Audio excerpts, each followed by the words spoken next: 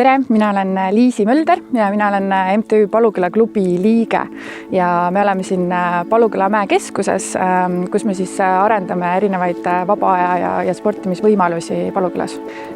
Paluküla pakub erinevaid sportimisvõimalusi tegelikult läbi terve aasta, et siin on talvisel perioodil võimalik nii kelgutada, tuubitada, sõita tõukekelkudega, lume lauatada, mäesuusatada. Lumevabal perioodil saab siis neid samu radu kasutada ka jooksmiseks, matkamiseks ja mängida ka näiteks discgolfi 9 korviga rajal. Paluküla terviserajad asuvad siis Raplamaal Paluküla külas, Loode-Eesti kõige kõrgema punkti Paluküla mäe ümber. See on selline piirkond, mis on hästi rikkalik oma looduse poolest ja ka pärimuse poolest. Ühtepidi saab Palukülas mõnusalt sportida ja loodust nautida, samas võib ka lõkkeplatsil tiigi ääres peatuda või siis mäe otsast imekaunist loodusvaadet nautida.